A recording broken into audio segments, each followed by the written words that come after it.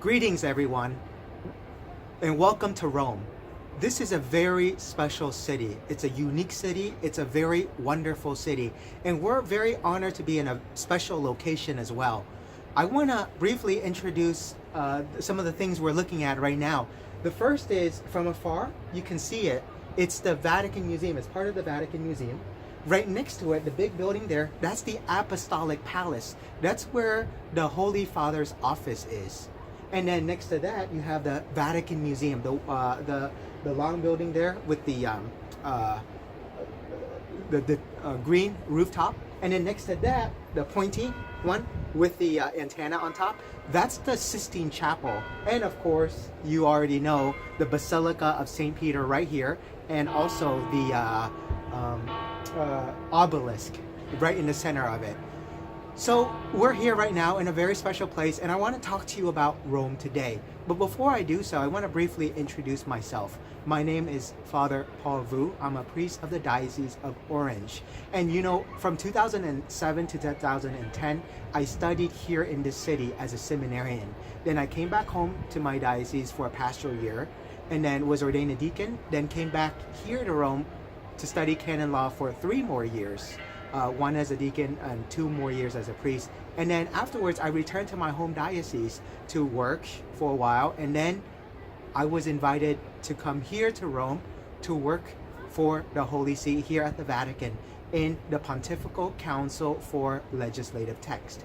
So we're standing on the balcony right now of the Pontifical Council for Legislative Text. Now, one of the questions I always get asked is, well, when we go to Rome, what should we see? I want to share my thoughts with all of you, and these are my thoughts. I want at least 3 days. You want to see Rome in 3 full days. Now, break it into themes so that you can remember better. Spend the first day sightseeing Christian Rome. Spend the second day seeing ancient Rome, and then spending the third day going around sightseeing the city of Rome. So Christian Rome, ancient Rome, sightseeing Rome. Let's talk a little bit about Christian Rome. Well, it all begins here. Now, the story's long, but in a nutshell, St. Peter's tomb is buried here. And then Constantine built a basilica on top of that in the 4th century. Now, very interesting, when you go to Rome, the first thing you have to see is St. Peter Basilica. In fact, if you see anything from Vatican City, you know, the chances are you'll see this view right here, the Basilica, and of course the square right underneath here. It's very special, very unique. You have to go and see St. Peter Basilica. Go inside. And for those who are interested, you can go to the very top as well, all the way up the cupola, the very top. Or for those also interested, I highly recommend this tour. It's called the Scavi tour, which means excavation, where they excavated underneath St. Peter, where they eventually found the very relics, the bones of St. Peter. As a seminarian, I used to be a tour guide for that, and I can honestly tell you, it is really worthwhile to do. It's called the Scavi tour. Now, when you finish with St. Peter here, walk around that way, along the wall. Eventually, you'll end up at the Vatican Museum. The Vatican Museum is a very beautiful, special place. It's got like about 7 kilometers worth of things to see. You keep going around and around and around in circles. And you know, you see everything from ancient Egypt to ancient Greek to Rome to the Renaissance area to artwork, and then eventually you see the Sistine Chapel. So both of these two, I highly recommend. It's a must-see. You have to do it. Now, there are 4 major papal basilicas in Rome. So you have St. Peter, you have St. Paul outside the wall, where you can find his body, his relics there. You have St. John Lateran, and then you have St. Mary Major. 4 of those places I highly recommend seeing. Now, when you go to St. John Lateran, after touring the Lateran Basilica, and you can also tour the monastery too, if you like. Afterwards, walk across the street. There's a place called there's a thing. It's called the Santa Scala, and if you go to there, it's very special. It's the Holy Stairs, the Holy Stairs that Saint Helena brought from the Holy Land to here in Rome, and especially during the Lenten season, people would go there on their knees. They'll go up there on their knees as part of their devotion, right? And so you go to Santa Scala, and then after that, about half a kilometer away, there's a basilica called Santa Croce in Gerusalemme, literally meaning the Holy Cross of Jerusalem. There you'll find the relics of the Passion of Jesus. You'll find a piece of the true cross Jesus, find a piece of the cross of the thief, the good thief. You find crown of thorns, you'll find the nails, you'll find various different things that are there. It's very special, very unique. You have to go see that. Now, besides these things, what are some other things you can see? Well, if you have free time, I highly recommend the Abbey of the Trevi Fountain, Piazza del Popolo. Very worthwhile to see. Just go out there, check it out, and you'll see it. Churches, plenty. There's Chiesa Nuova, there's Santa Maria sopra Minerva, literally, Mary, they built a church dedicated to Mary on top of the Temple of Minerva. You have Andrea della Valle, you have the Gesu, you have plenty of churches all around. So definitely go and see that. Now, if you're into castles, down this way here, Castel San Angelo, very beautiful sight to see as well. Okay, now that's Christian Rome.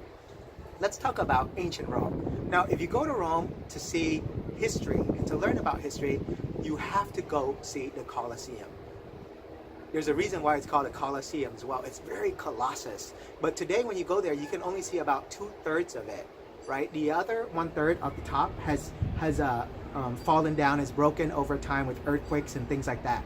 But it's still very massive. They say it can hold at least 50,000 people, sometimes more, sometimes much more, right? And you can see all the games and the gladiatorial stuff they had out there as well. That's a Colosseum. Now, after touring that, you'll go around and then eventually ascend up the stairs. You'll see the Palatine Hill. The Palatine Hill is worthwhile to see because that's where the emperors used to be. You know, Nero and all those other emperors, they all used to be up at the Palatine Hill. And you get some of the best views of Rome as well. Now, after seeing that, you walk downwards into the Roman Forum, and you can check out the Roman Forum as well. There's marketplaces, there are houses and temples and, various other things of ancient Rome. It's worthwhile to see. That's ancient Rome. Now, the third day, spend it sightseeing. There's a lot of things to go and sightsee. You have everything from Piazza Navona, you have everything, Piazza Venezia, you have the Trevi Fountain, which is very popular. Everyone wants to go see it. You have the Pantheon. It's worthwhile to see. And, just walk around Rome. There's a lot of sightseeing you can do. It's very beautiful. And on a sunny day like this, you would just love it. Now, just a couple more tips and ideas.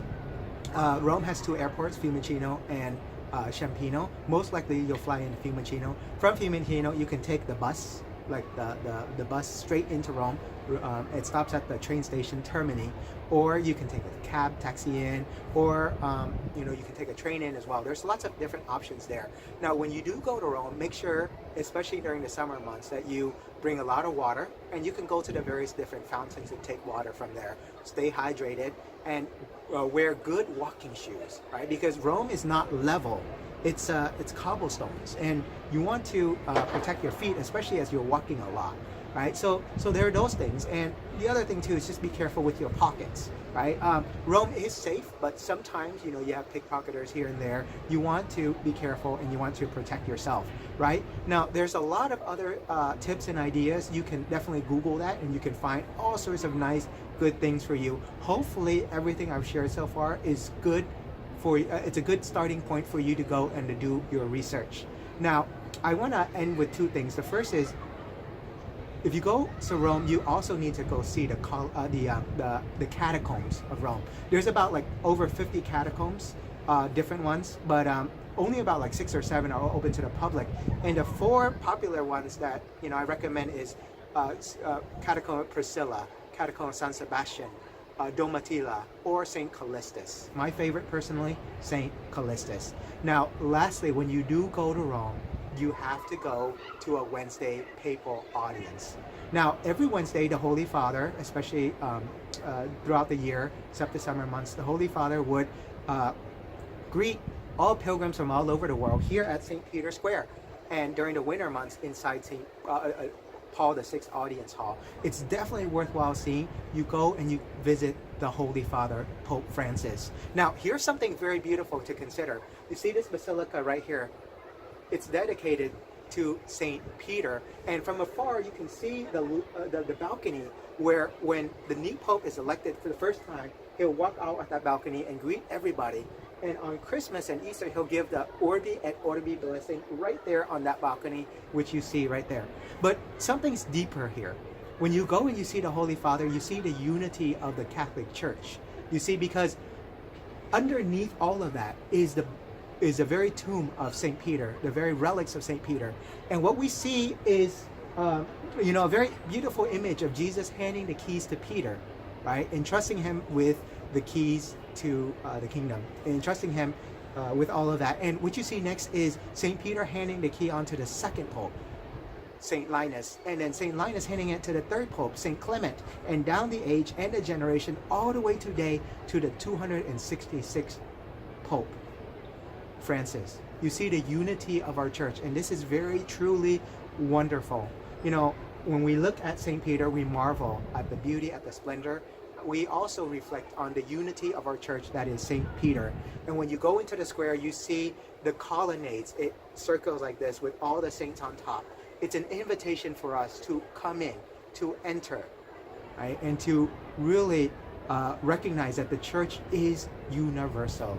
So wish all of you a pleasant trip to Rome, and all the best to you, and greetings and blessings from this great eternal city.